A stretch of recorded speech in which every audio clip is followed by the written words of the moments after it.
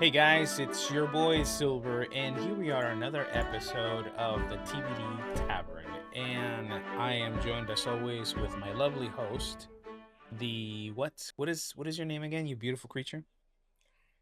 Of course, the Wandering Anbu. Thank you, you gorgeous man. Thank you, appreciate that. And today we're actually going to be talking about this movie of this series of not is it a series? No, it's not a series. Sorry, Yeah, it's a I miss. series of movies. Is it a There's series like of movies? five. It's Yeah. a it's some would call it Bloodlines? Ah, Bloodlines? You see what I Okay. did there? Okay. Y'all see what I did I there? see. I see what you did. All God, I right. feel All dirty right. as hell. I feel so gross after that one. Anyways, we're Oh talking yeah, about you're Final so dirty. No, Destination. I'm kidding. You dirty, dirty. Oh my God, big like the one reel from TikTok that you send me of the little otter that's just like rubbing its back and it's like, I've been a nasty girl. I've been Yeah. Somebody gotta match my freak. somebody gotta match my freak. I love that TikTok. Oh my It god. makes me happy. It brings me joy.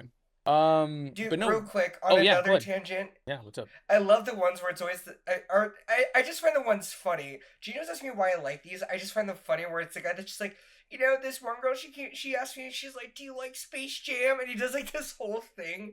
You know the ones I've been sending you about the guy that talks about like wait, brain never mind, brain has lost it. What Never just mind. happened? What just Um happened? I have dude, Just my flatline. Your brain just went you just know the flatline. spinning wheel of doom like on old MacBooks when like it was trying to load and it failed to process. Yep. That's what happened. It literally that's what happened to me right now.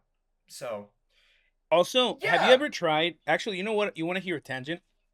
Have you tried sure, go for it. Wendy's cold brew? I don't think I have. How is it, Um, wait, I don't think you're a fan of Wendy's to begin with, right? You don't like Wendy's, do you? dude? I love. Well, I like Wendy's when it's fresh. I don't like it when you order it, you go through the drive-through, go home, and the burger is like lukewarm because then it's just not the same. Well, I've always lucked out that Wendy's is made pretty fresh when I've ever had it. But anyways, the cold brew with the frosty is delicious. It's very, very good. Oh, It's like okay. it's you're drinking a frosty, right? It's a chocolate frosty Mm-hmm. with cold brew. However, I will admit it doesn't have that much of a kick. It tastes delicious, but the kick isn't there, right? I don't know what it is. Mm-hmm. Maybe it's like 1/3 cold brew and like 2/3 frosty, which is probably why it's so delicious. But I like to Mm-hmm. add like instant coffee, so that makes it better. But anyways, it's really delicious. So I really enjoyed it. Go ahead. I was just gonna say at my other job that I work on the weekends, Yeah. I bring instant coffee with me, and we have a Oh, Keurig for coffee, right? nice. Yeah. So what I do is I use a Keurig K cup, brew coffee, but I have it pour onto our instant coffee, so it's like service. Like it does the trick because I don't know anybody who. I'm sorry to people who love Keurigs, but I cannot stand Keurig coffee. It's just What's not wrong with it? strong, and it What's wrong with it? Oh, it's not strong. Well, it doesn't taste sugary, and I feel like it tastes the plastic from like the heating of like I the think you might. coffee grounds I think that inside the Keurig. pod. I think that Keurig just needs to be What? clean, man. No, dude. I mean, just in general, even when it was a brand new one, I just felt like the coffee was so weak, dude. I use our instant coffee that we buy and You hear put it that, in there, and Keurig? it's like it You're actually weak. works. You're weak, Keurig. Work on your game, Keurig. Okay, sorry, Get Keurig. good, Please Keurig. don't hate us. No, you know what? Please don't I'm come at not. us. Keurig. It's only him. I actually own a Keurig. I own a Keurig. I'm not gonna lie. Moose. Was it Moose's mom or Moose bought me the Keurig? Um, but it makes Oh, iced coffee for me. Or pours gotcha. shots Okay. for me. So Gotcha. yeah, it does a good job when I'm out of instant coffee because the instant coffee that I like to buy is the Nescafe. I hate saying it in English, Nescafe, because in Mexico we Yeah. know it as Nescafe.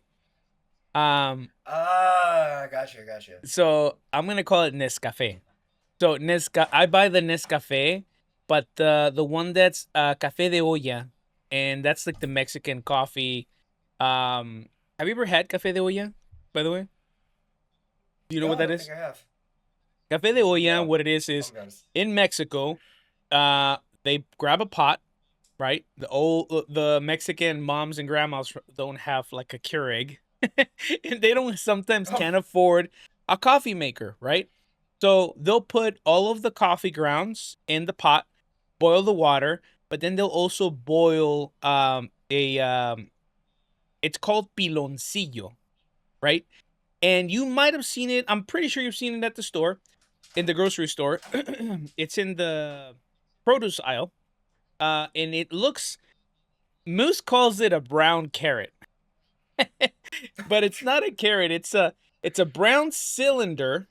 And mm-hmm, it's basically brown sugar with cinnamon, right? With cinnamon, and it's all mm-hmm. compressed into a cylinder, but it looks like a cone cylinder. So she calls it a brown carrot.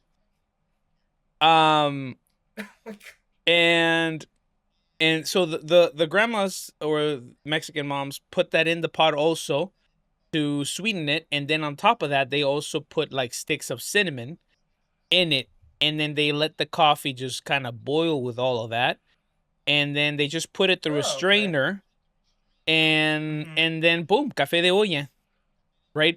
And olla, it means pot, so pot coffee, basically. Oh, pot coffee. Yeah. Coffee of pot. Got it. Yeah, Okay, that yeah, makes yeah. sense. Yeah. Café de olla. Yeah, Yeah, yeah. but that's Yeah. that's how that's how we drink our coffee in Mexico. That or uh café con leche bronca, which is coffee with milk literally out of the cow's udders. And the what you do what you do is you go to whoever has a cow, maybe because this was like a couple of years ago when I used to travel Mm-hmm. more often to Mexico. Um, the one of the neighbors had a cow, so you milk the cow, and then into the milk, you pour a couple of squeezes of like alcohol to kill any bacteria, right? And Mm-hmm. then you put the instant coffee in there, right? And then some sugar, and then boom, dude, it is the most creamiest, most delicious milk coffee you will ever have in your life. However, I understand Oh. not everybody's gonna want to do that, but it is an experience because you don't have to heat your coffee. The milk's literally nice and warm for you because it just came out of the cow. Uh, Uh, yeah. See, that's always the I get reaction I what get. you. Yeah, there it is. There it is. Well, This it's the more like same because I'm just reaction. like, It's okay. shouldn't some things get shouldn't it get a little bit pasteurized and processed? Like I'm sorry, things. Ambu, that like my people back in the day, we didn't really have that. Christ, That's this fair. guy. That's fair. That's fair. I'm just, but Hey, we were no. The one alive. We thing survived. We've been okay for all this time, and we didn't start dying until the I Europeans came over and started killing all my people. that's true. Colonization. It's always Love it. Europeans. Yeah. Anyways, But one that's of a the long ones I've tangent. always wanted to try is Mm. it's like they have espresso and like the water inside of a little espresso shot thing, right? And then they cook it over sand to where it causes the espresso to like rise up, and then they'll like pour it in like an espresso cup for you. But then I think of stuff like Final Destination, where it's like imagine being like in a situation where I you're see like what he did sitting there, there. you're watching the coffee pot, like the coffee brewing, and then somehow like like some random like I don't know cold, something hits the like coffee, it slams and it like the person their arm goes flying, the coffee sprays into your face, you fall back, somehow there's a glass table, it This is a breaks, and it's just very like it gets you and you're like, oh, imaginative man. Uh-huh. Whoa. just saying, like Wow. Final Destination's got me conditioned, all right, like let's I'm just And, kidding, and, and no, speaking but of Final Destination, that is literally what we are supposed to be talking about on this episode. But it's in all in in all TVD common history. We always throw a tangent either in the beginning or the end, or actually we throw it in whenever. Yeah. Anyways, I would try the coffee though, for the record. But go on. no, you're fine. I will say though, when I was a barista, I was always terrified. Whenever I was heating up milk, when the machine starts like, Mhm. psst, like start the steamer starts heating up the milk. Yeah. Um, I always made sure to when I because we would dismantle the machine to clean it and then put it back together. So I was always afraid whether I put it back together correctly because I didn't want it to just explode on me because it's like high pressurized steam just like Yeah, blowing dude. into the milk, and I was always afraid that it was just gonna blow and it was gonna kill me. It was just gonna explode in my face and just Yeah. yeah. So, and Yeah. being the generation that saw the first Final Destination and being affected by the fact that you can't even drive in the highway if you see, like, I don't know if this still happens to you, but when you drive in the highway and you see those big trailers with those all the construction stuff, or even or like the logs. Swerve. I don't really see Go the away. logs because I'm in Texas, we don't see that. I see more of like construction wires. Like, dude, I get super paranoid that one of those things is gonna come off and it's just gonna impale me through my vehicle. That's what that Final Destination Yeah, 2 dude. did to me. Dude, no. Funnily enough, I think in even in Sacramento, or somewhere, we Mm. actually saw one of the trucks that was made to look like it had logs for advertising the new Final Destination movie. Yeah. It was like, oh, you got jokes here. You definitely you gotta be going like, yep, I'm gonna like go in the next lane, and I don't wanna hear the song that plays right before you die, and that's okay. I'm gonna leave now. I like living. I like the idea of being alive and intact. So Yeah, I feel you, same. man. Same. I, Being intact, being whole. That's the life I choose for sure. Uh exactly. Final Destination Bloodlines. Why did we pick this movie? Because we like trauma, guys. As millennials, we've enjoyed and endured multiple traumas in the past 30, 40 years of our lives. Well, now 40 for me. Ambu's still a younger, he's a younger millennial. Uh but we've Fair. been through a lot. But I think it's the fact that we've been through a lot in the last 40 years that it's made us want more bad. And that's why we choose to watch things like Final Destination Bloodlines.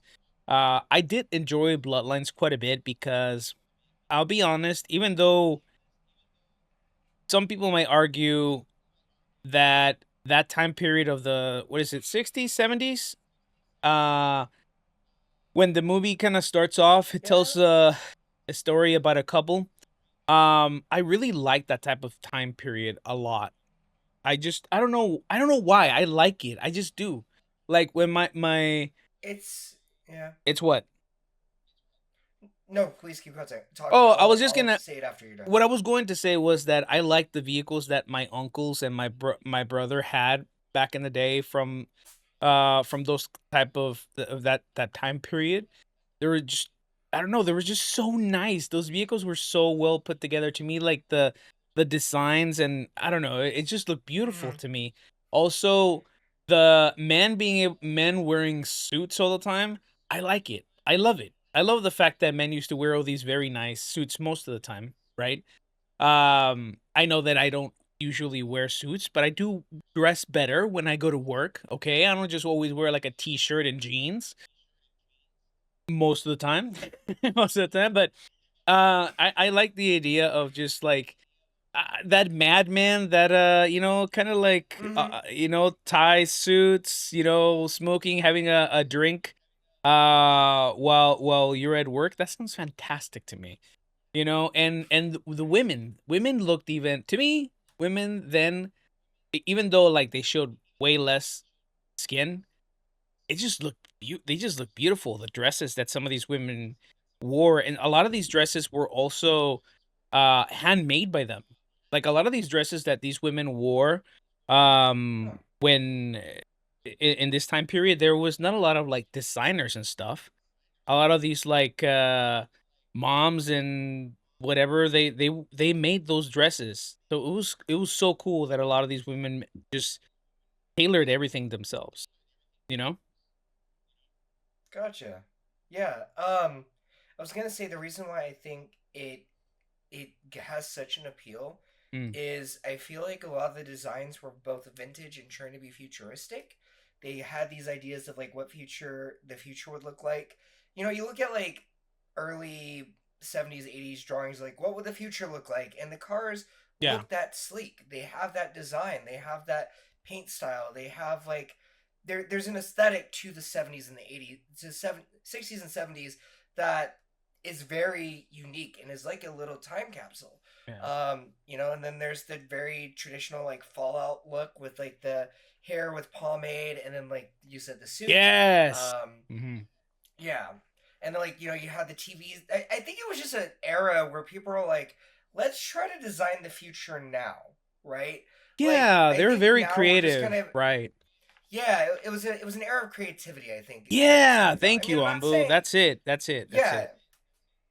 So I don't think it. I mean, like now, it's not like I'm saying that this era in this time period is not creative.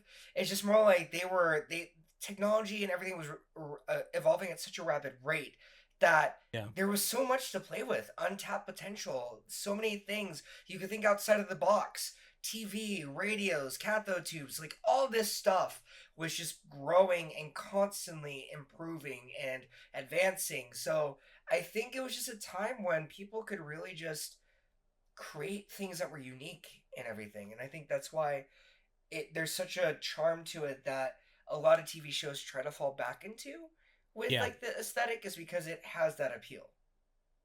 Yeah, no, So, I agree. I think it's just that back then people were more were dreamers, and they weren't afraid to invent and I guess be wrong, right?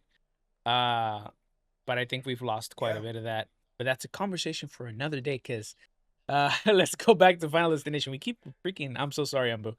It's okay. We keep deviating uh into Well, different okay, things. Go ahead. so what happens is we join these two on a date where the boyfriend is like, I pulled my connections. I got us into this like exclusive soft opening of like the what's equivalent to like the Space Needle in Seattle. So if you've seen that, you like Yeah. you go up. There's like the bar and the restaurant. There's a glass. Who thought a glass dance floor was great? By the way, sorry, whoever designed that. Seriously. And then you know you've got like the music, you've got the upstairs observation deck, all this other stuff, and we're noticing with the main uh, female protagonist at the time that some things feel a little fishy, right? There's the little boy who is being a little snot. There's the elevator that's saying, hey, only a certain amount of people could be on the elevator, but they're clearly over the Yeah. capacity. There's the glass floor, and she's thinking to herself, like, hey, this could break. And then, of course, like, one of the things we find out is that she's pregnant and she hasn't told him yet. And it's like all these things where it's like it's like the She's sinking. being like Have you ever had that sinking feel? super like oversensitive of everything that's happening. You ever had a feeling Very sinking feeling of what? Of dread? like you know something. Of Yeah, something's like gonna kill something you? could go wrong at any given moment. Yeah, yeah. No, but like let's say like you're at a building and you're like in a high rise and you're like, oh, I feel like this floor is gonna give way any given moment, and then you want to leave because your brain has tuned into something that makes you go, something's wrong here and I need to Mhm. leave. Yeah. We talk about these coincidental premonitions. Like I saw a TikTok of a guy who had left the Manchester Stadium a few hours with his friends before the bombing happened just recently. Oh, He was wow, like, yeah. something doesn't feel right. Him and his friends left, and then they were safe. They saw We've seen a bloodlines. lot of They saw bloodlines. They were like, yeah, something ain't feeling good, but you know what? It ain't yeah. important enough. Let's go grab some beers at the pub here at the corner, right? So yeah, but let me real quick. One thing I wanted to say about Final Destination Bloodlines that I really liked is that they used the shotgun on the wall effect so well. Have you heard of that before, or like the shotgun on the wall storytelling method? I've heard the term, but I don't remember what it means. Okay, so everybody Sorry. here at the tavern that's listening and to Silver, what it is basically is the idea that everything you introduce in your setting, in your descriptor, in your text, it doesn't go unused. So, for example, let's say like the story is the person notices that there's a shotgun on the wall. they're talking to somebody who seems like they've got something on their mind, and they're swirling their wine, they're clearly in their own head about something, and then later the shotgun is used, and the conversation seemed normal or whatever, but the shotgun was there. It was introduced at the beginning, and then it was used later. In Final Destination Bloodlines, everybody, there's a freaking penny that becomes the catalyst for everything. Ah, got it, got it, got it, got So it. That's keep the that in mind, shotgun right? in the So wall. Got it. yeah, so like how the penny becomes such a big part of the story, where in this Interesting. moment, in the Interesting term. in this yeah, in this moment, this kid who's being a little snot, who's like throwing pennies off, I don't know, like thousands of feet in the air, like 1,000 feet in the air, is throwing pennies down. He's like being the guard, like, yeah, of course I'll like behave, and he's like photos, and then like throws another penny, and then it ends up in like a vent. It stops like some sort of fan, which triggers a spark, and there's gas that's leaking because somebody tripped over something. The glass dance floor has broken. Everything is falling apart because turns out they fast tracked the construction of this place to where they're like, Right. this is so cool. We finished it like 6 months ahead of time. And everything goes to crap, right? And Right. we see literally everybody die. And then, of course, all of a sudden we see somebody wake up screaming, and she's in the middle of her class, and the professor's like, we're going to have to talk about what's going on. Turns out this girl, it's her grandmother, Yeah. who she sees her premonitions of what was supposed to happen to her that day. And she's been dreaming it for 2 months straight. Every night, the same graphic deaths, the same every detail, the same thing over and over again. And she's told, you should go talk to your family about it because clearly this is on your mind. And then she takes a drive to go meet her family, and that's when the real shenanigans begin. Uh, Yeah. you want to take it away? Oh, well, I was just gonna say that it in all of these movies it kind of emphasizes the fact that the human mind is an incredible thing, right? Like most of the time we're able to take in so many things around us. Our subconscious can, not us. We're too busy. We have like all these like preset ideas and anxieties and uh depression and other things that like basically blind us to the things that are surrounding us, right? But our subconscious is just kind of like collecting, collecting, collecting, collecting. That's why like sometimes you act on instinct or your or gut feeling, but it's your brain being like, no, no, no, no. We clearly saw the gunman going into the restroom in this Mm-hmm. place.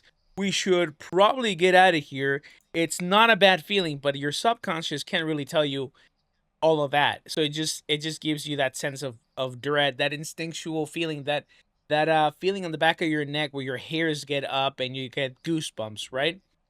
Um Mm-hmm. that is literally your subconscious trying to tell you something's wrong. You need to leave, man. That's why sometimes it's Mm-hmm. important to listen to your gut feeling, right? Because Mm-hmm. your subconscious is just picking up on everything, and ultimately that's what Final Destination has always been about, right? Like all the different signs that the MC sees, right? Like the at the beginning, right? The construction of the building not being made, Mm-hmm. not being completed, the glass floor obviously not too smart because it is the 70s, right? Or the 60s, like, Mm-hmm. and we already know they took shortcuts. So is that glass really the best type of glass that's going to be able to take all that impact from all these people? Um, you know, uh the signs of this stupid little kid that if you ever see this movie, you're like, "Ah, thank God that kid dies." Man, that felt great. You know, this child being a little freaking shit. And it's one of anyways, I'm not gonna dive into that, but it was very satisfying seeing him go down because that little shit is a shit throughout a good part of the beginning of the movie. It wasn't just a few things that he did wrong; like he consistently kept on being a little shit. So I think we were all.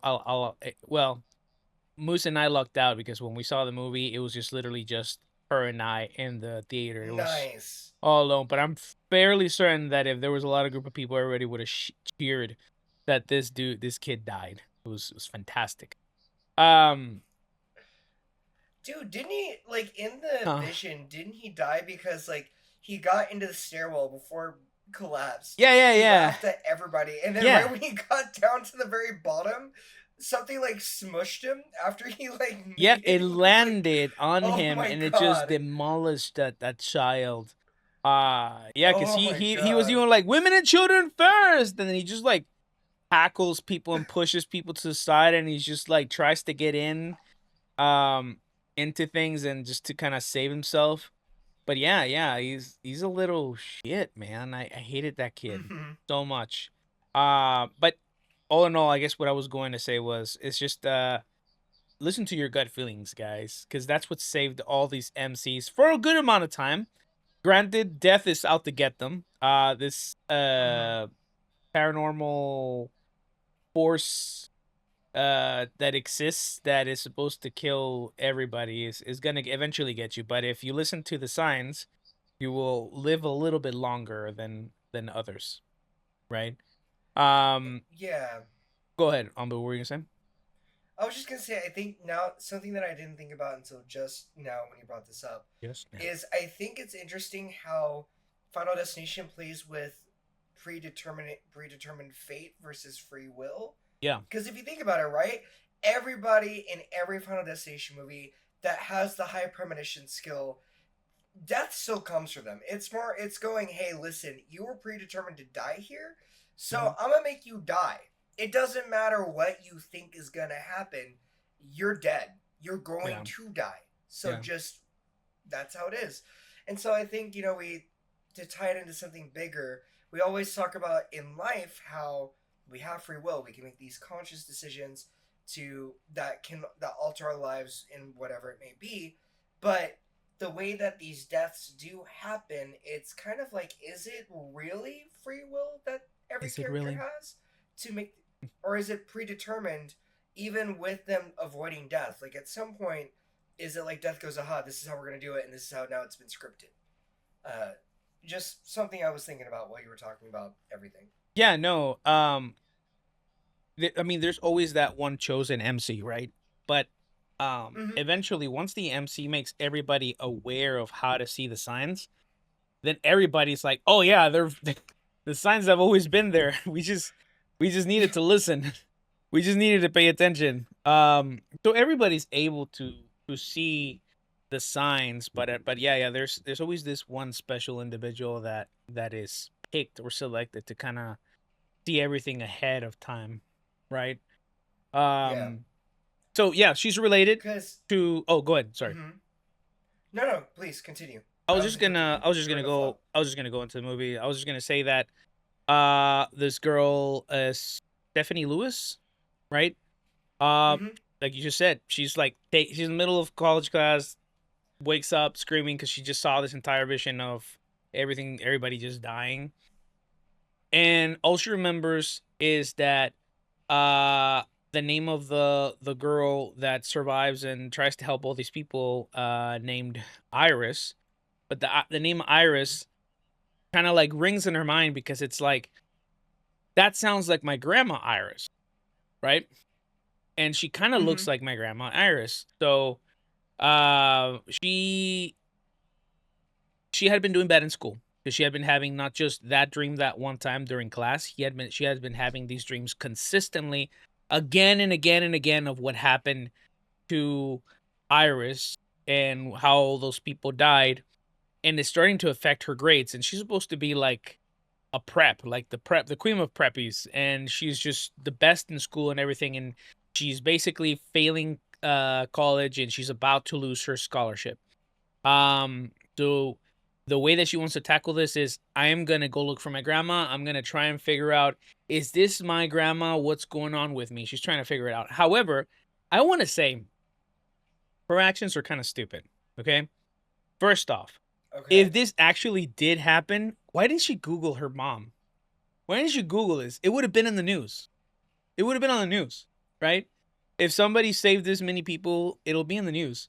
But she goes back home unprepared, starts making her family uncomfortable because Iris, the grandma, apparently because nobody wanted to believe her, everybody thought she was a nut, and it really affected her uncle and her mom growing up.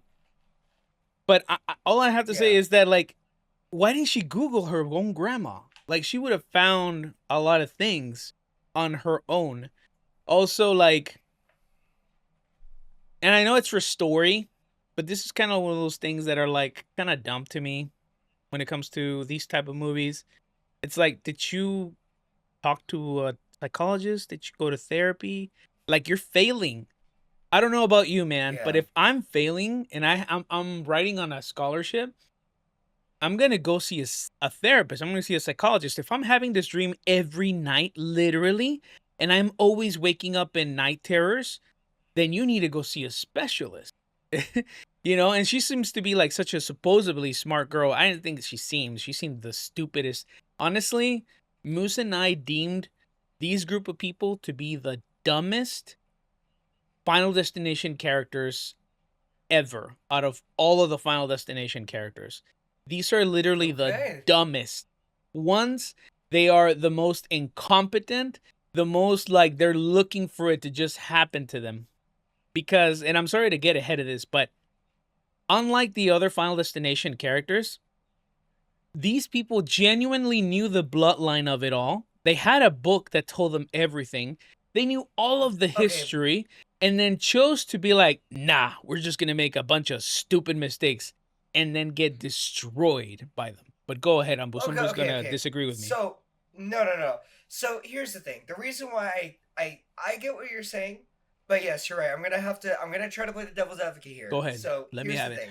I'm ready. So first of all, everybody, the reason why they didn't really listen was because most of them had written off their grandmother Iris, because think about it, nothing had happened to Iris, nothing had happened to them, but but for them their life was miserable because Iris was like so in tune about every little thing. We're talking like she had this big old book where the scribbling is everywhere. You see it later, and it's like, if the hoe for gardening is set like this, avoid Abu this because said it's going to ho. lead to this, and it's going to lead.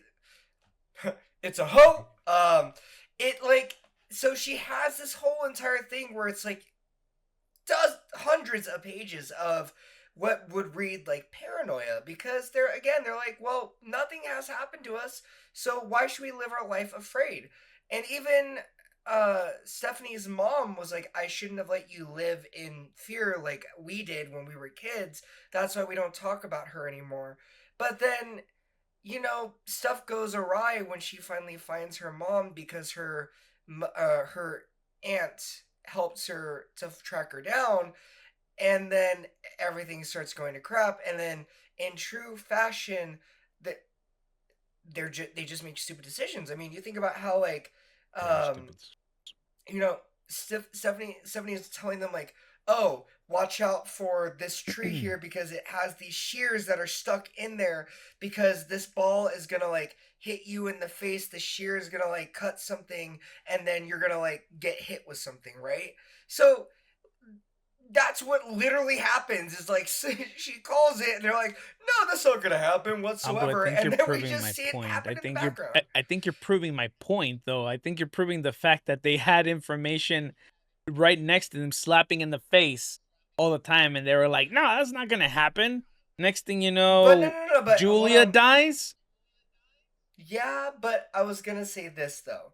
But like in the sequence when the next, because what we find out, everybody, to let you know, so you wonder, so you're probably like, what are you talking about? What are you You've guys jumped ahead. rambling about? What is determined is that Iris is determined that everybody who lived from that night That she have all survived, been right? picked off. Yeah, that they survived, have been picked off by death. And not Right. only them, but everyone that was Their within their bloodlines? bloodline. Yeah. Get it? Huh? Final Yeah. Destination Ah, bloodline? ah. Right, right. So she's got this giant ass, like poster detailing every obituary, every event that happened to everybody that survived, and it's showing how the lines are, like the lineage. And of course, what we find out is that Iris is the second to last person that death is focusing on because everybody else has died. And of course, Stephanie doesn't believe her at first because she's like, I'm tired of living in this paranoia. And then, of course, Iris is like, if you don't believe me, let me show you. And then Iris dies deliberately so Stephanie could be basically have the fear of God put in her, which then results in Julia's death. And then the Wait, wait, brothers, what wait, they wait, try to wait, do. wait, wait, wait, wait, wait. Was that her name? Tell us how Iris died. Tell us how Iris died. It was such a cool. Wasn't it? It wasn't that. It's not that it was super cool. Is that she knew the system so well, and she knew death, and she had been like, death was almost like that consistent companion to her. Because remember how they were in Iris's house, and death Mm-hmm. is literally burning this little rope thing. And Mm-hmm. Iris just kind of treats it like it's a cat that just got into the treat box. It's like, oh, you silly thing. And so there you go, trying to kill me, Mm-hmm. you know? Yeah. And then how What was it Iris, though? Because I don't remember. you don't remember? Iris is Not talking off the to top of my head. Stephanie inside of the out inside of Iris's bunker. And they're talking about everything. And while they're talking, a beam of light is going through this glass thing, and it's burning into a rope that's gonna drop a pot that could probably start a shotgun effect, I guess, like you said, that could kill Iris inside the house, inside the bunker. But Iris pays attention because she already knows death, and she immediately moves the light beam Right, from the right, right. pot so it doesn't kill her. Iris still doesn't Right, believe I'm talking her. about her. Iris leaves, and Iris dies because she left the bunker. And she could see all the signs that Yeah. death was literally waiting for her to step outside across that door. And but she knows that if she doesn't do something, they're all going to die or something's going to happen. But see, that's kind of contradicting because if Iris Yeah. knows the whole system, then Iris knows that she needs to continue. Oh, that's why she leaves, because she has cancer. So she needs somebody to know, because she can't just stay Yeah. there. And because eventually, when she does die, which in a year or two, whenever her cancer eventually claims her, death will have had her, and then it'll Yep. move on, and they will have not have known all the things that she has. Ah, okay. Now it all makes sense to me, Yeah. actually. But how Womp. I don't remember how she. I just remember there was Oh, you I don't think a remember how fire Iris dies? extinguisher Okay, let me tell that you. fell. Let me tell you. Yeah, that's what I was saying. Stephanie is leaving, doesn't believe Iris. Iris is like, wait, no. And then eventually is courageous enough to step out of the house and it's like, here, take this book, read through everything so that you know everything that I know. And she's like, I don't believe you. This was a mistake, blah, blah, blah. You're a crazy old lady. And then Iris is like, it's okay. I get it. Seeing is believing. Can you please step back? Dude, she knows so well what Death is up to that even gives her a moment to step back and be like, just step out for a second. And Stephanie's still like, no, you're crazy or whatever. In seconds after she says step back, uh, this pole breaks and it impales Eris through the head. It just splitting her face wide open and That's just right. splattering Yeah. Stephanie's face with just brains and blood and Blood. eyeballs and everything, Yeah. just bio. It's Yeah. crazy, but again, Iris knew the game. Yeah. I mean, that's why she let herself die was because she figured that was the only way Stephanie Seeing was is going to believe believing is her. what she said. Seeing is Mm-hmm. believing. That's what she And told her. then of course she did, and then from then on she was trying to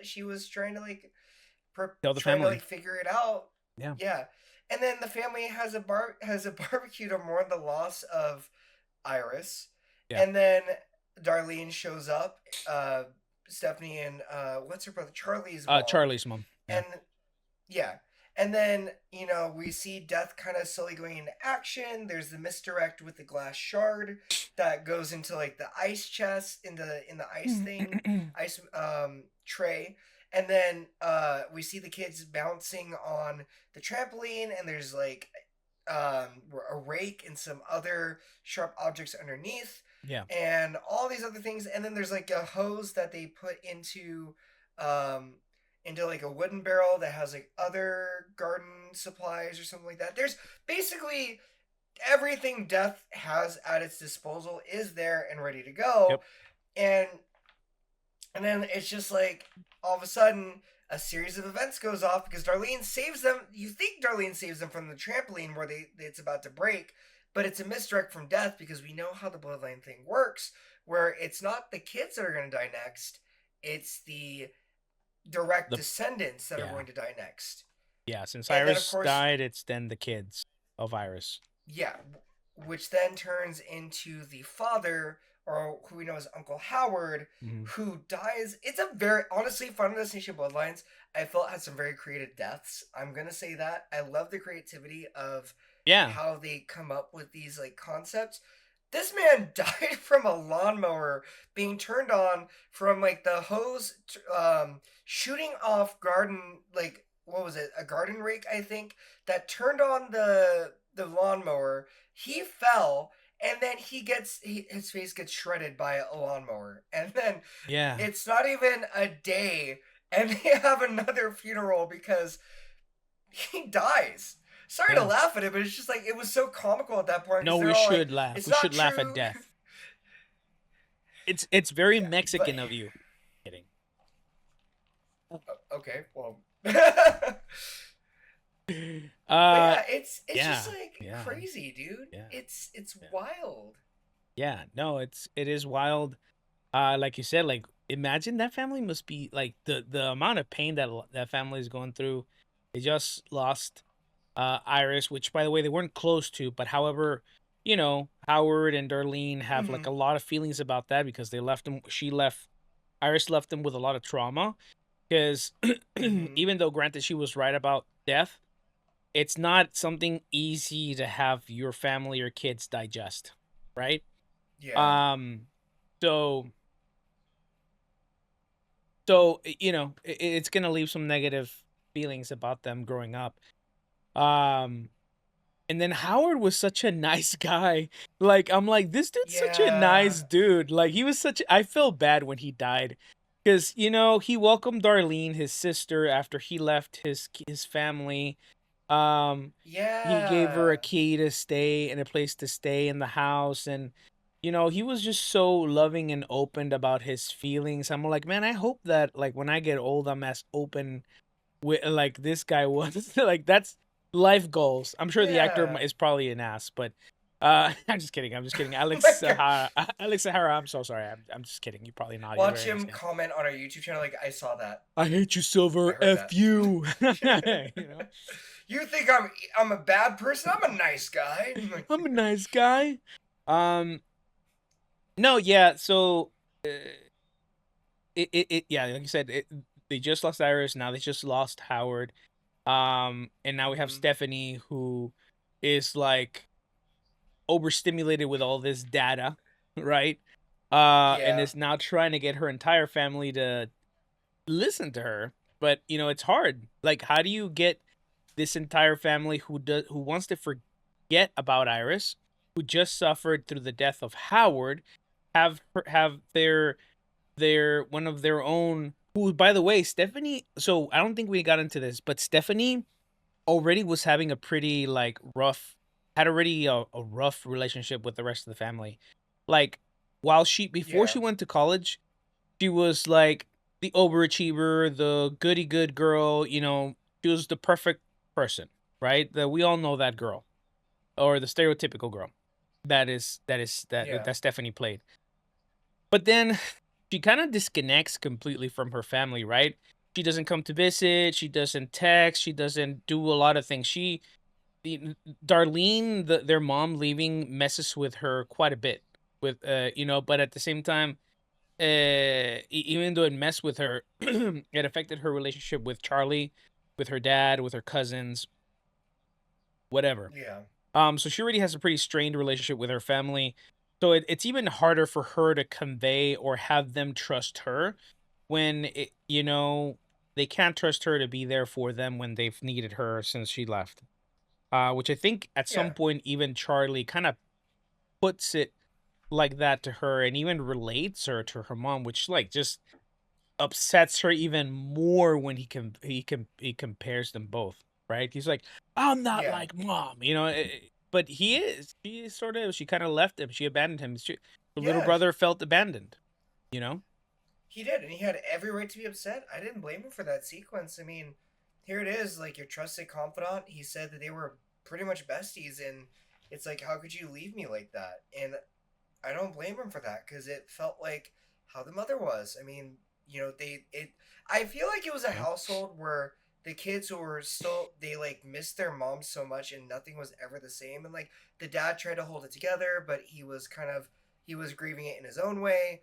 And then for Stephanie to do the same, a similar nature to Charlie, it's kind of like you abandoned me too, and I wish you would see that. And then she's mad because she's like, but I'm here to try to see the family now. How dare you think that, like, all this stuff? And he's like, no, you left me. I need you to recognize that you left me alone. Yeah. Yeah. And So it's sad. it's sad. It's sad. It's sad. And so her relationship is really strained with the entire family. They're not listening. Um, and so Yeah. Death gets to work, right? Because now, Well, we think Death gets to work oh, okay. because What happens? so here's the thing. Uh-huh. There's three kids for Uncle Howard, and we're Yeah. gonna find out a secret later that kind of adds to this. So Eric, who is considered the oldest of the three, works at a piercing tattoo parlor place, and he's like, I was called to work in here, but I'm grieving and I did it as a favor and all this other stuff. And then he's like giving this person I think a tongue piercing and trying to like talk about basically he's like free therapy because you can't say anything and they're just like yeah, ow, ow, that hurts, and just trying to get through it because I don't think he's really paying attention to doing all the proper things to make sure that their tongue piercing experience is a good time. And then the owner's like, you need to close up now because I'm going to go to the club. And he's forced to close the parlor. And then we get this funny moment where he opens up his phone, he sees his dad on his phone, puts on his like sad mix or something like Yeah, that, it's so funny. and then starts to like what tattoo dad on his arm or something, Yeah, he right? tattoos dad onto his arm, yeah. And then we kind of see what looks to be a death sequence happening. Do you want to? You seem like you've got it more intact than I do. What happens in this moment? Uh a shit show is what happens in the tattoo parlor, right? Mm-hmm. Yeah, I that mean, one. so he starts putting his sad music. We start seeing all these like things happen around him like as if death's out to get him cuz he's next, right? Um Mm-hmm.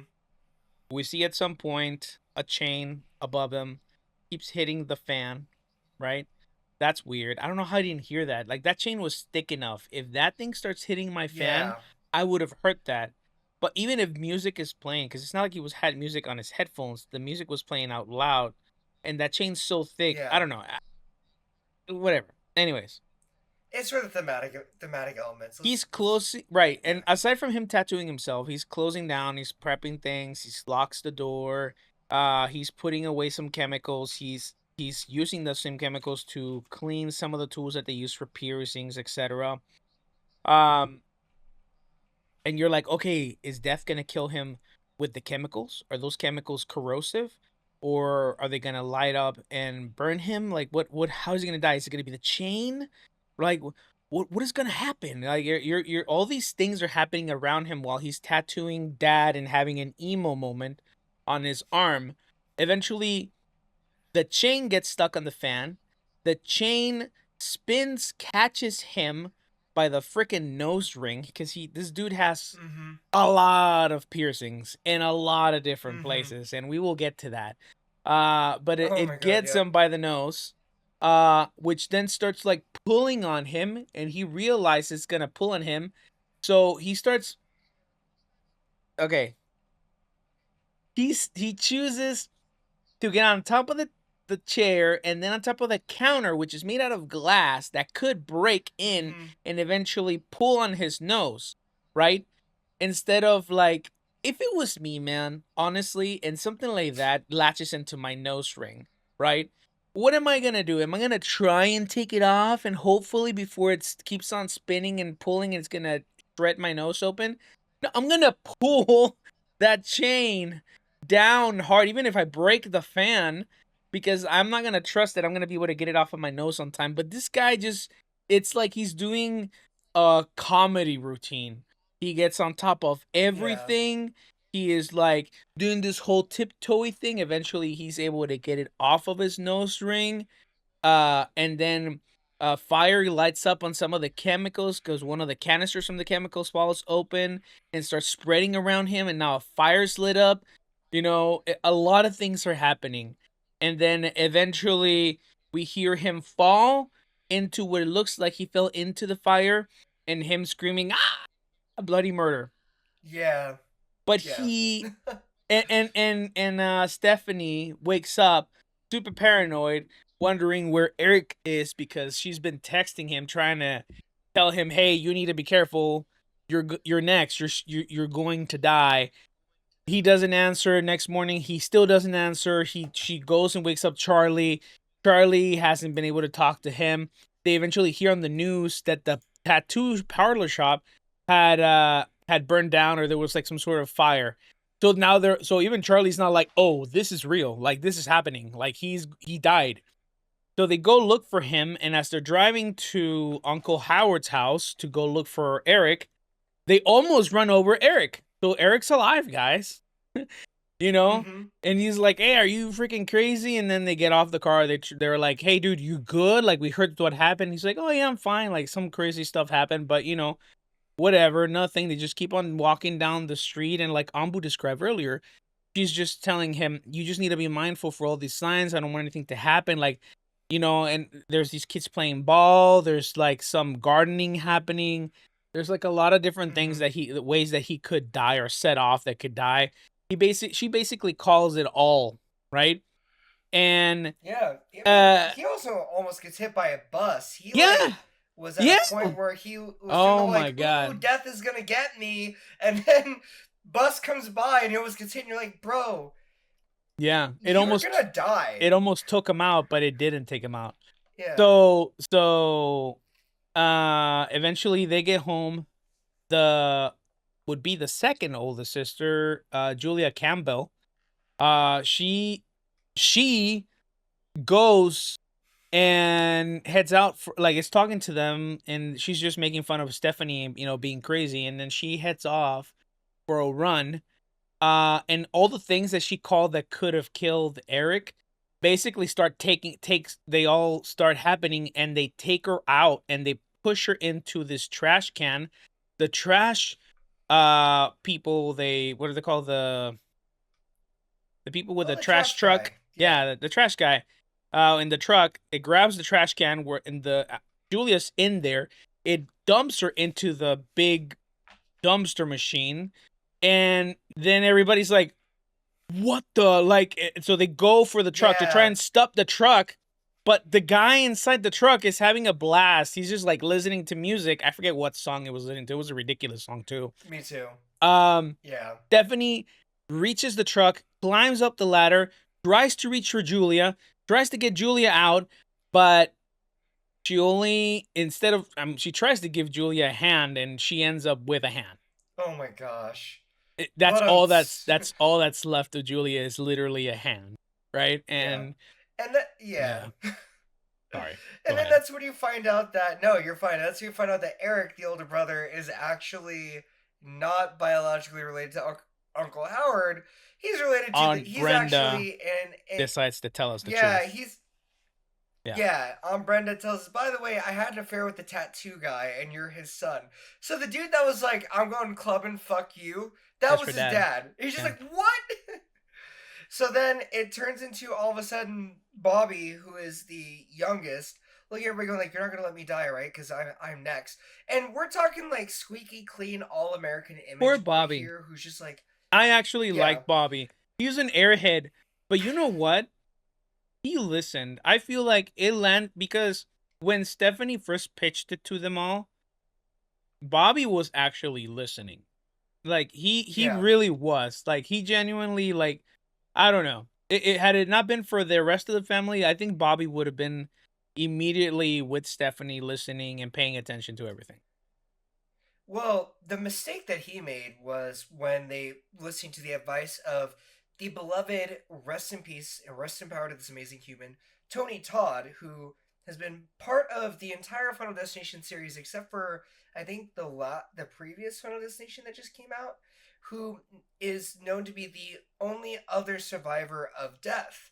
And they're like, "Oh, we got to go to the hospital. We got to go talk to him quickly because he's the one that like can do this." Because they figure out like it's some initial in like Iris's book of someone to keep in contact with, and they find him, and he's just like, enjoy life because death still catches up to you. He's like, I've got cancer, I'm going to die, so like, it doesn't, you can't escape death. You can try. You can Mm-hmm. try to cheat death. There's two ways. He tells you there's two ways to basically defeat death. It's either one, you murder somebody or unalive them, and then you take whatever amount of years they have left, or you try to cheat death into believing that, or like into seeing that you died, but then you're brought back to life. But he tells them like eventually death is going to get to you, so enjoy the life because it's precious and it has precious moments. Which actually, Silver, real quick, is the parting words he wanted to leave to the fans of Final Destination because he knew this was his final movie because he actually was passing away from cancer. Yeah. So it was a very touching, beautiful moment, and it was bittersweet but lovely to see him on It felt camera to give it that felt very to directed. everyone. Felt very Yeah, directed, yeah. absolutely. And so Eric is like, Bobby, our beloved airhead, I've got you. I'll help you cheat death. Let's go do it. And oh my gosh, this So whole Bobby is entire allergic to sequence. peanuts, by the way. Mm-hmm. And Eric's Mm-hmm. genius idea is to, hey, let's make you eat something peanut related, and then we'll use your EpiPen to bring you back. Which, by the way, they've relocated at this point into the hospital because why were they in the hospital? Was it because of Julia? Well, it was to meet with Tony with Oh, that's right. They Lawrence went to go the meet with yeah yeah. They went to go meet with with Tony Todd. His character's name is William Tony Todd, Bloodworth. yeah, Yeah. William, yeah, Uh Bloodworth, yeah. yeah. So yeah, he works in the mortuary as a mortuary, not mortuary, the people that deal with dead bodies in the hospital. It's not mortuary. I thought it Is was a it? mortuary, isn't it? Is it? Yeah, Okay. Well, mortuary. Yeah. um so that's why they're in the hospital. So Eric's genius idea is like, hey, let's give you an anaphylactic shock by eating peanuts, and we're in the ER already, so like, we'll kill you and bring you back. For a second, though, they had a very funny, morbid idea because the way to cheat death is either you kill yourself, bring yourself back to life, or you take somebody's life. And at that moment Yeah. where they're like, Right. "What are you gonna do, Bobby? Are you gonna kill somebody if you can't like eat this peanuts?" And then they turn around and there's a bunch of newborns because you have to kill somebody else and you'll have the remaining Mm-hmm. amount of lifespan that that person has. So if you kill a child, you theoretically have like an entire lifetime, right? If anything, Bobby Mm-hmm. might live much longer than he should have. But eventually they're like, no, we're not gonna kill a baby, But they did have a moment where they were like, maybe, no. And then even Bobby's like, you're No, not they did. They touching. definitely were like, hmm. Yeah, they thought about it. They thought about it first, and they were like, no. And they're like, maybe. And Yeah. then, no. But Eric still kind of wanted. I could see it. And then that's why Bobby was like, you're not touching that baby. Leave the babies alone, dude. But yeah, they go, they Bobby the buy Legend. peanut butter. Yeah. They buy peanut butter Reese's cups, but, off brand, not the actual Reese's, because, licensing, whatever. Right.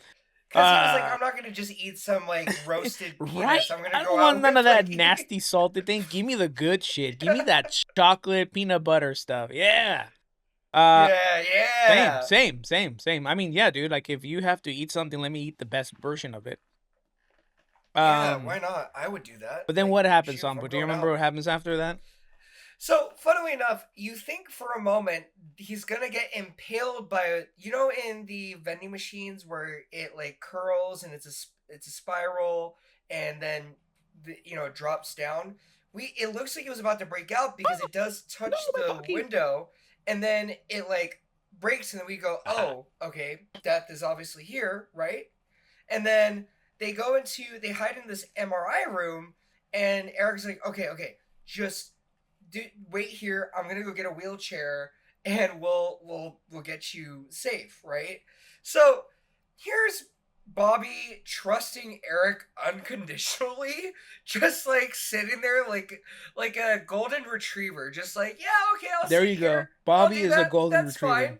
Yeah. He's legitimately a golden retriever. He's like Doug from Up. He's just his. There's no brain. There's no thought. It's head empty, no thoughts. And so here's Eric like pretending he's talking to his grandma in the waiting room. He takes a wheelchair. He runs back. By the way, death at this point has already started because it realizes what's going on. So it turns on the MRI machine in the background. And Silver, I don't know about you, but if I see the MRI machine coming on, I'm going, yep, nope, I'm leaving because why would this be on? That doesn't make sense. And here it is like there's this mug that's on the computer that controls the power of the MRI, and it's building up power as we speak. We're seeing the numbers go up to where it's climbing. It's going to be dangerous. And then of course Eric comes back. He's like, Just "I'm dropping ready for everything. you. I've got the wheelchair. You're all good to go." Bobby's sitting there like, "Yeah, yeah, okay. I can do this. I can do this." Opens it up, takes a bite, thinks he's fine, and then we hear the Yeah, and yeah. he's starting to go into the anaphylactic shock. And then what happens after that, Silver? Well, they were warned by William uh to not mess with Death's plans because things get messy. And even though Eric is not in the bloodline, he messed with Death and it starts to get messy. Why? What do MRI machines do, or what are they made out of? It's a giant magnet, right? So if the power is Mm-hmm. building up, it's not that it's going to give you a very clean image, a very clean image of yourself. It's going to start pulling Mm-hmm. anything magnetic. So at this point, Death has set up the machine to have the power levels over 9,000 at this point, and it's pulling everything, guys. Yep. And if you ever wondered how many piercings a person can have, watch this scene because Eric had Oh. piercings everywhere, everywhere. Uh the dude had piercings even in places that I didn't think you could have piercings.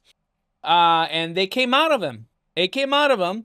And it, he was in pain, but then the chair that he had brought in to sit Bobby in takes him out, like, because the chair's made out of metal. So it Yeah. pushes him into the machine, and now the machine's just pulling. It has more power and more power and more power. So it's pulling the metal chair Mm-hmm. into the hole where you go into the MRI machine, and it's literally putting Eric in like a sausage into, I don't know. It's mushing him in. I He's don't even know what to folded in compare it. half. It's like when you decide you've toasted bread and you don't want to use two slices, you're trying to make it into a half sandwich, Yeah, so you just smush yeah. it in I want a half. sandwich.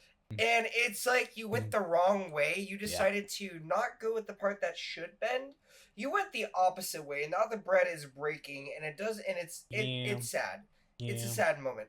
And then we're so what happened was the MRI had the override hit to where it's now in like laboratory research power where everything is pulling. The The whole nurse's hospital. like Yeah. computer, everything is pulling towards it.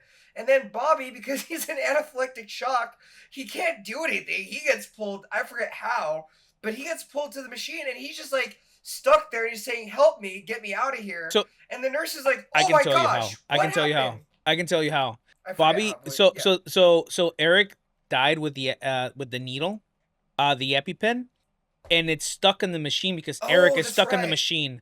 So eventually, That's Bobby does right. reach the machine and grabs the needle and injects it on himself and is able to breathe. He gets up. He stands up. That's The nurse right. opens the room of the MRI, and that spring from the vending machine that Eric also broke, it literally comes out Mm-hmm. flying, and it does a nice headshot through Bobby. And Bobby, already head empty, is now definitely very empty. Um, Head yeah, definitely empty. yeah, Which now, as you know, Death is like, oh, you've messed with the wrong people. So Darlene and Stephanie and Charlie are like, well, we need to like get going because we need to go to Irene's cabin because she's fortified Iris's cabin because she's fortified it to be death proof. And then they're racing to get there because they're like, we.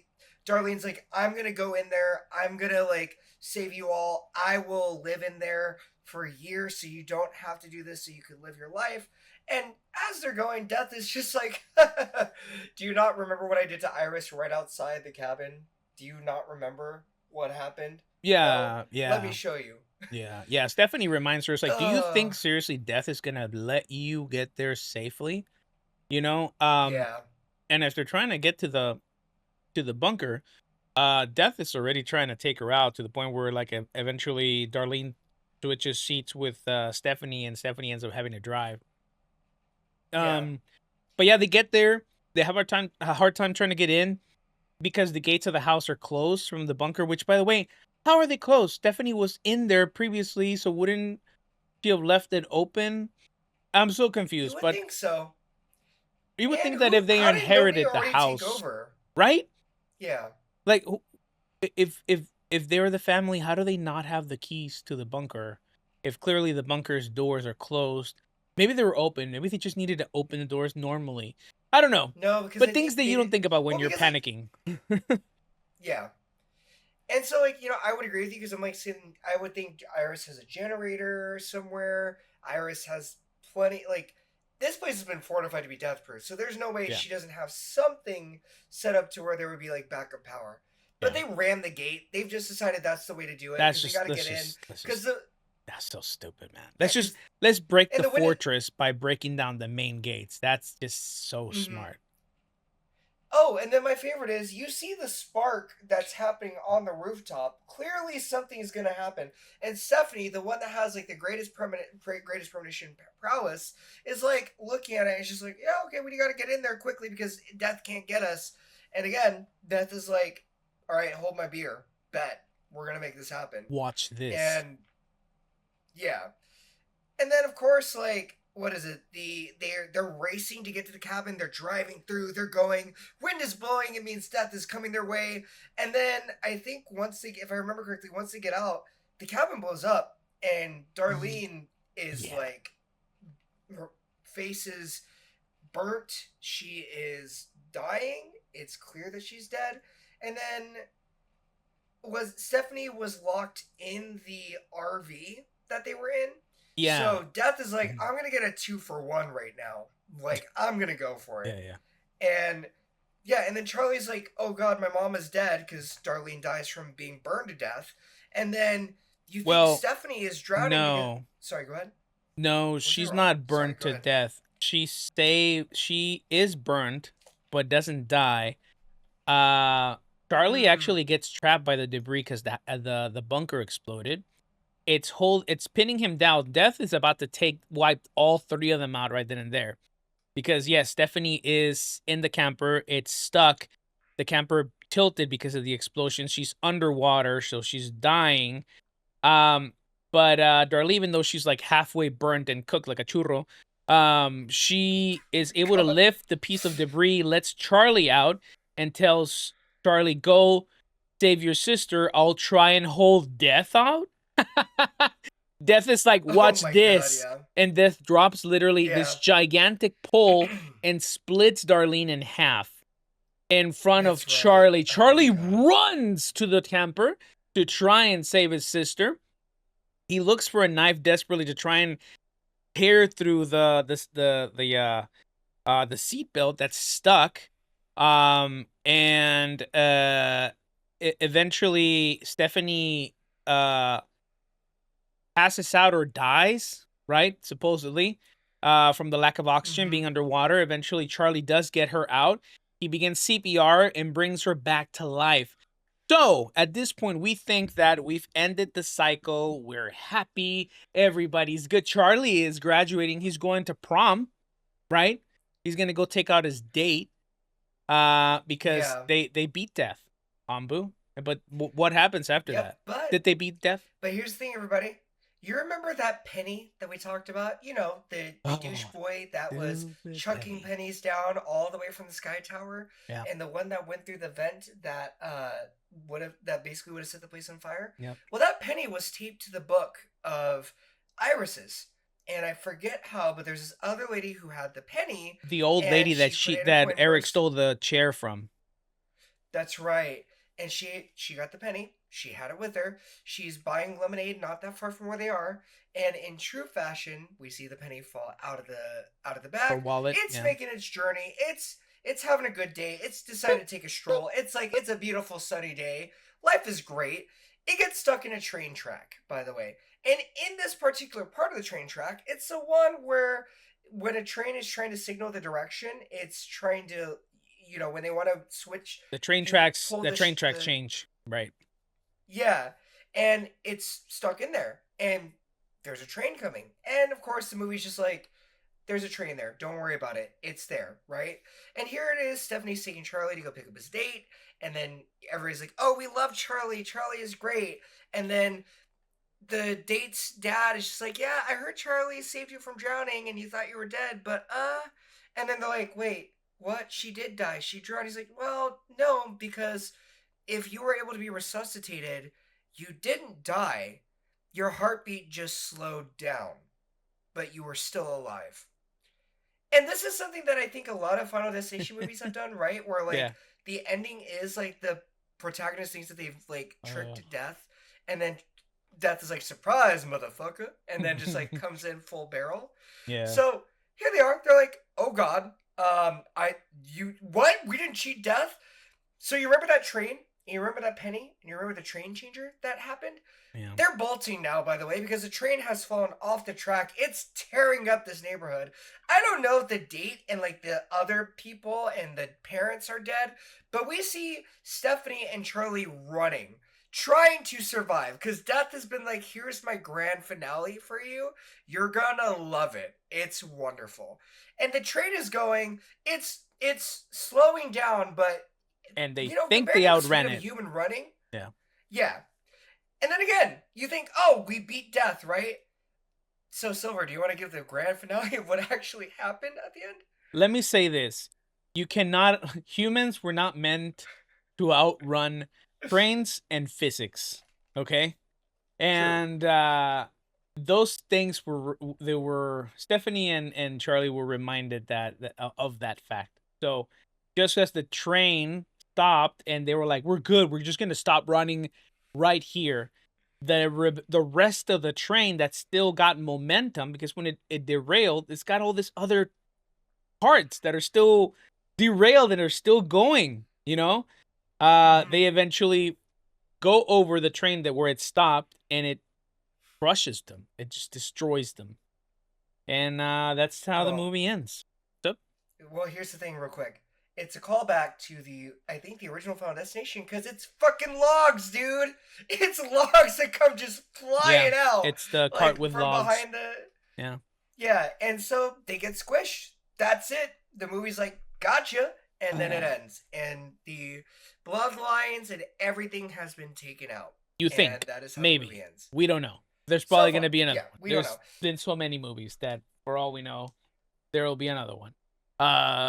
Moral of And the story, don't there's trust a penny. theories that, yeah, and there's a new theory now with this movie that all the people we saw in Final Destination in the series might have been the families that were part of that moment, and that's how it's all interconnected, hence the bloodlines. It's interesting. We'll see if they run with that idea or what they do next. But overall, I feel like personally, this was such a fun movie. It was silly, it was dumb, characters were stupid, they made stupid choices, So they stupid. messed with death. Death clapped back and you laughed at them it laughed back at them like you're dumb. But Yeah, it was creative. It was fun. it It was. was what I expect. Death So is fun, guys. don't you just love it and how these people died? It was hilarious. No, it was. It was great. It was very well So made. It was hilarious. very creative. But yeah, moral of the story is don't pick up a penny, guys, if you see it on the floor unless you're ready to spend it. And don't trust logs. They will kill you. Yeah.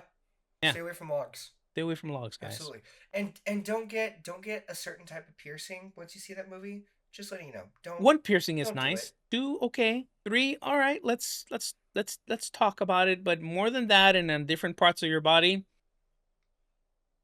Here's the thing, man. We have so many magnets around in our society. Like, why would you want to put yourself through that? You know, I don't know, man.